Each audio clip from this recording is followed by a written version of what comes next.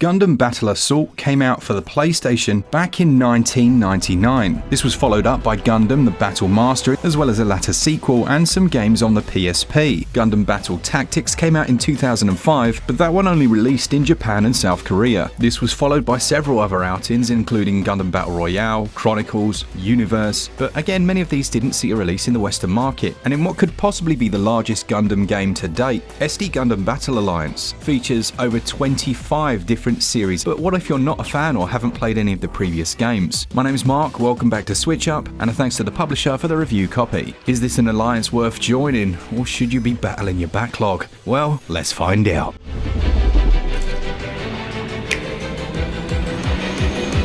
The story is set within what's known as the G universe, and within this realm, the Gundam canon has been twisted and corrupted, distorting the long-established Gundam history. Led by two mysterious AI companions, it's up to you to try and fix what's known as the breaks within time. This slightly confusing setup enables the developer to do a couple of things. On the one hand, they can cater to the existing fans, with true timeline battles based on several decades of Gundam, but on the other, they can switch things up, creating entirely new scenario events, often featuring previous enemies fighting alongside each other, although the reality is it's only going to be fans of Gundam who can see where these divergences occur. As with many of the recent Musu titles, such as Dynasty Warriors, a large chunk of the exposition is delivered during the gameplay. On the one hand, if you're a native Japanese speaker, this is excellent. It can give a meaning and urgency to those battles. Unfortunately, I'm not a native Japanese speaker, and as such, it became incredibly difficult to try and read what was on the screen while not getting my Gundam handed to me on a plate.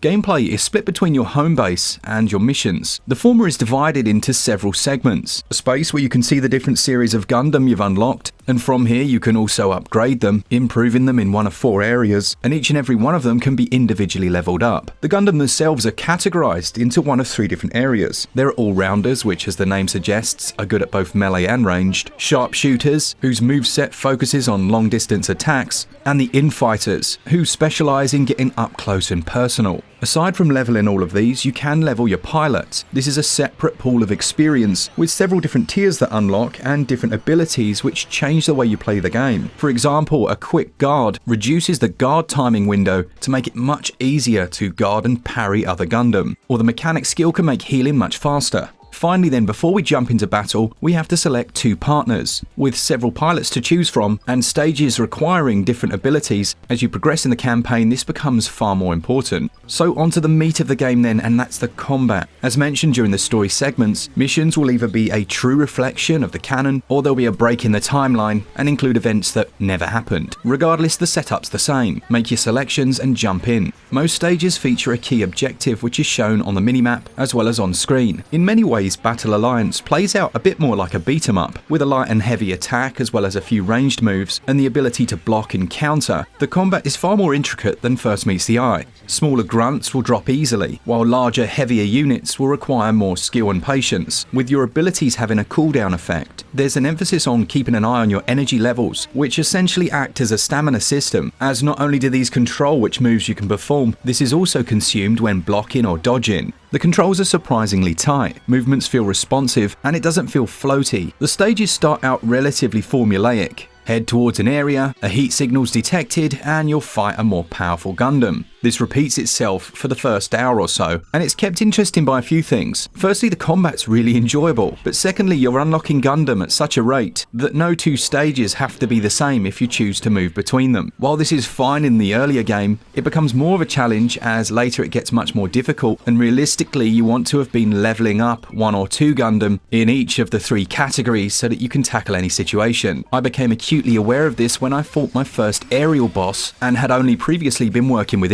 fighters. During combat, you're going to need to keep an eye on your health. Holding down on the D-pad will replenish this, and you can raise your allies if they fall. In a nice touch, you can actually raise yourself if you fall. This will use one of your 3 available medkits, or you could just wait for a companion to try and raise you, but at least it's not game over at the first sign of trouble. There's far more depth to many of the systems than meets the eye. Take for example the friendship system. Between you and the pilots you choose to work with, there's a subsurface bond being built, and building this over time can provide some huge benefits. While it could get a little repetitive, the core loop of combat, opening chests for more experience, battling across cities, and gradually repairing the timeline is incredibly enjoyable. And the fact that there's 3-player co-op here, allowing you to team up with a couple of your friends to do all of these missions, albeit requiring the online service, can only make proceedings more enjoyable. Each character can also perform a special move, shown when the SPA is filled at the bottom of the screen, and performed when pressing the LB and RB bumpers, ideally timed just when your enemy is staggered, which itself is indicated by a red flashing bar. I mentioned the tokens that you collect during the missions, but you also collect blueprints from defeating other Gundam, which is how you unlock more of your roster. There is some repetition here, well-designed combat and controls, a smart leveling system, and the addition of multiplayer online did enough for me to keep me interested, aside from the slightly contrived feeling narrative. Story and gameplay combined, score 16 out of 20. The controls are excellent bar a couple of lock-on mishaps. These also score 16 out of 20.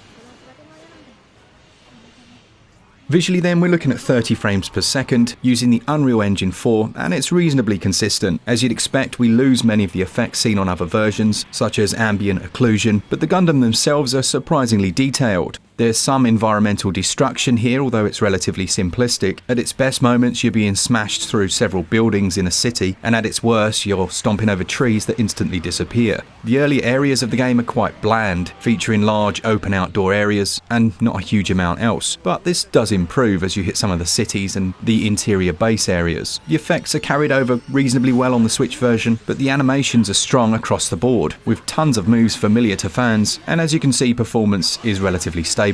A few issues I have are with text blocking what's going on screen. This can be a real pain, and shrunk down to the OLED screen size as well, it's not exactly ideal. Audio, on the other hand, is very strong, with voice actors for every single character, as well as an editable soundtrack where you can change the background music, alter what's playing when you're in a fight, or just use it as a jukebox. Combined with some frenetic battle sounds and destruction, it creates an effective soundscape. For me, visuals and performance score 13 out of 20. My gripe with audio is that there isn't an English dub. This is a genuine problem in terms of gameplay because you can't read what's on screen while fighting the battles. Audio scores 16 out of 20.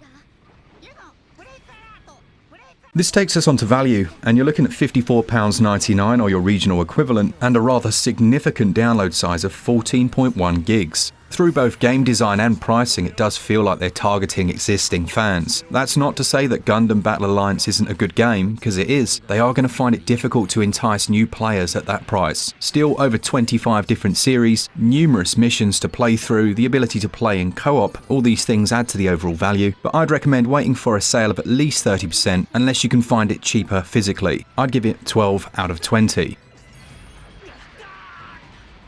In gameplay terms, SD Gundam Battle Alliance is a surprisingly accessible game. It's enjoyable and fast-paced, and who doesn't like ripping through a city as a huge kaiju? It is let down by a slightly iffy story and a couple of annoying quirks, as well as that very high price point.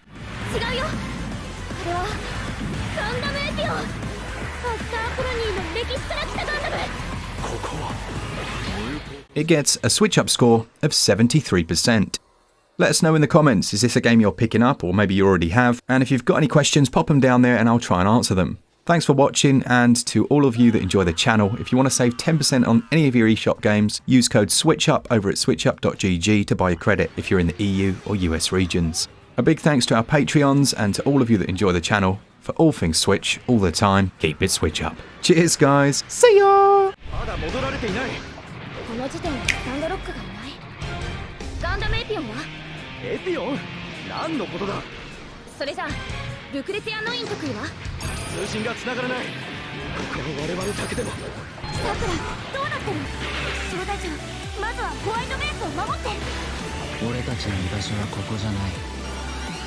Olga, 必ず戻るよ。